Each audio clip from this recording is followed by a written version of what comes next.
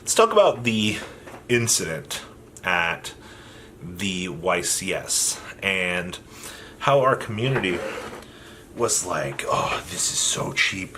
This is so BS. He shouldn't have destroyed it in time." Well, so as I saw it, the incident is being taken out of proportion by a lot of players, and a lot of players are like, "Oh, he deserves to be banned."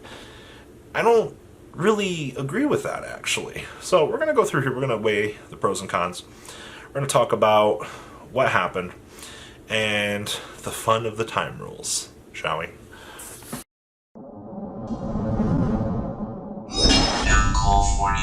Alright, so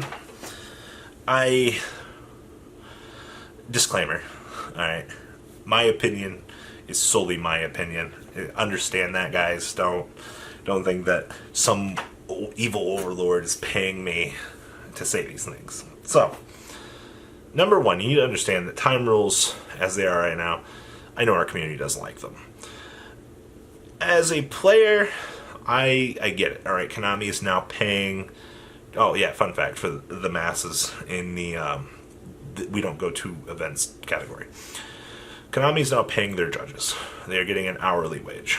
Alright. Under previous time rules, Konami would be shoving out way more money than they need to.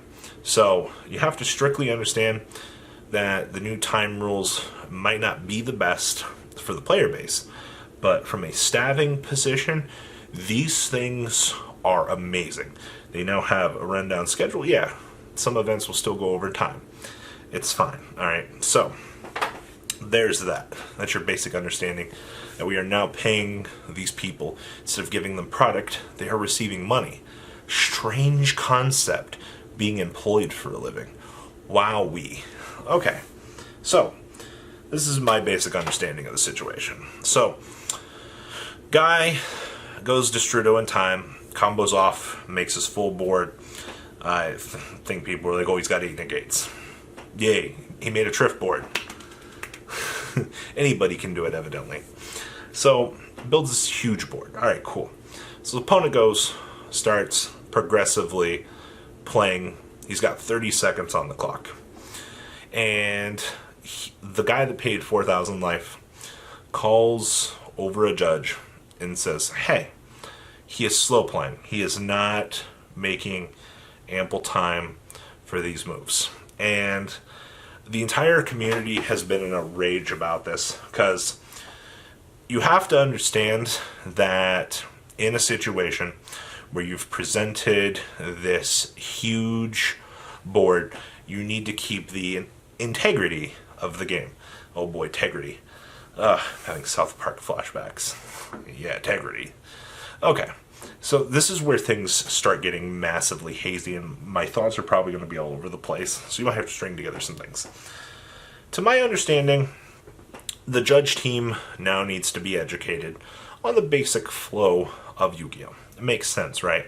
So when you're looking at a situation, you need to be looking at what is the best case scenario. Is he simply stalling? My favorite example of this in previous formats was, okay, I need to burn 5 seconds off the clock. Let's take my Boral Sword Dragon and my Nightmare Phoenix and smash them together, make a Nightmare Cerberus, and pass my turn. Well, I believe you just slow played me. And you'll be like, "Wait a minute, how is that slow play, Robbie?" You are making a suboptimal move to shove down the timer. That is not something in any other situation that you would find yourself doing, because it does nothing to progress your game state. And that's where the big line blurs here, is progress your game state. What you are doing is not benefiting your overall win condition. Now, once again, this is where things get hazy. So, your judge is educated. He knows how to play Salad. He knows how to play Striker. He knows all the lines of play. Alright? He walks on over. He's like, "Alright, guys, what's the problem here?" He sees that, one, there are 10 seconds on the timer. He then sees the current board. The other player says he took his Boral Sword Dragon and his Nightmare Phoenix, combined them together to make Nightmare Cerberus. No reason, He has this board. He's doing nothing to progress his overall game state. For a matter of fact, having Phoenix and Borrelsword on the field, in any other situation, you have to remember, this is where, once again, things are hazy. Because at the 35-minute mark, I'm not going to end on Phoenix, or I'm not going to end on a Cerberus. I'm going to end on that Borrelsword and that Phoenix. All right, that's the better play. All right. Now, based on this information, the judge has to make the decision. Are you stalling? Is what you are doing going against the flow of the game? And at this point, I would say yes. I have looked at the game state, I've made the decision, and I have said, all right, based on everything that is in front of us, the move that you made has not progressed your game state. Sorry, buddy. And that's why everybody's getting so fed up and angry at this situation. Because you have to understand that this game, oh boy, integrity. This game does have integrity, all right? We have to be fair duelists, and this is where the line of scumbaggery cross. This is where all the moral compasses cross. It's people are making these suboptimal moves, and they're burning down the timer. And checking the graveyard 3 times stares at one YCS player. You know who you are. Everything. It's now harder to be a judge at this point, and I feel bad for the judge community. On the other hand, I don't feel bad for the judges that are just taking the test just to get a free pass and a job. I don't condone that at all. It's actually been a really big issue. I've been hearing about people just taking the judge test and just being terrible judges. But I don't have any proof to confirm that or not, just hearsay on the street. But you know how our community is. They complain about everything. That's another issue. So now we have reached the point in this community that judges have to make the decision. Now, in Europe, they get to review the footage. All right, they get to watch the whole duel on probably 2-speed because they have an event to run. And they're watching every move. And once again, this is where it becomes complicated. If you've seen that the opponent has put up this huge 8 negate board, and you're seeing that the most optimal play and the only line of play that your opponent can make is this, and that move takes you 3 seconds to do, then yeah, they're unfortunately burning down the timer. And that's where the lines once again blur. Should you be punished for that? I don't know. Alright, I don't want to talk about my real moral compass here. Because, one, I think the time rules are terrible for this game. I don't like them. But, from a business standpoint, from a tournament organizer standpoint, for my sleepy, tired corpse at an event, oh yeah, I love them. They're great.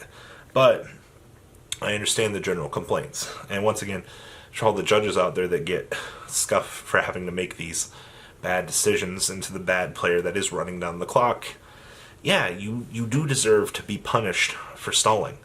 It is terrible. Alright, like, you call yourself a duelist? And I say that, like, sarcastically, but you've got people in this community that will cheat and scumbag, steal collections for $9,000 to get ahead of the game. They will do the most dishonest BS that they actually can. And yeah, it's a crappy situation from both sides from Europe. One, for the guy for paying 4,000 life points for causing the situation, and, you know, 2, to the guy that did get slow played. Like, it's unfortunate, both sides. And to the community that's like, oh man, he's stalling, but this man's got like a 19 combo pendulum move. How do you guys... Okay, so let me bring up this question. Okay, so is playing a 115-step Infernity FTK stalling? I continuously, every 2 seconds, am comboing. And I say 2 seconds because that's the time it takes gravity for me to drop my hand on the table, go, alright, cool, combo, doing my infinite loop. And is it considered your fault at this point that I'm doing a 115-step infinite loop and you're making me play out the infinite loop instead of scooping? These are the questions I ask to our community, because one, you're like, all right, I don't want to scoop, I'm going to just keep, you burn me out. It's like, you're doing this to yourself. These are the fine lines that we get into, but the community at this point just like, oh yeah, they're trying to call stalling on everything. I do get fed up at my own locals when the Cyber Dragon player is taking 30 seconds to decide to special summon Cyber Dragon. It's really weird, but like it's almost like it's stalling or something. But alas, every situation at this point in time is taken with a grain of salt. Everybody has an opinion, like everybody has a butthole. It's how the situation works. Alright, you just have to understand every single situation is going to be viewed in a different light based on the judge, based on the person, based on the game state. And because of that, it's going to be very hard to make good calls that are going to please the overall public.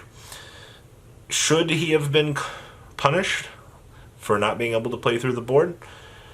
Honestly, using the time rules to your advantage, I don't like that. I don't like it at all. And then everybody's going to be like, oh, Robbie, you're a Sky Striker player. You're not progressing your game state. Well, kind of. I know. Alright? I try to finish my games as quickly as I can, believe it or not. It's weird. I actually hate going into time with the deck. But that's the world we live in. You're dealt the cards. I guess you see the bit of the situation. So, what do you guys think? Please, leave a comment down below. Tell me what you guys think. And, well, I'm out, guys. Peace.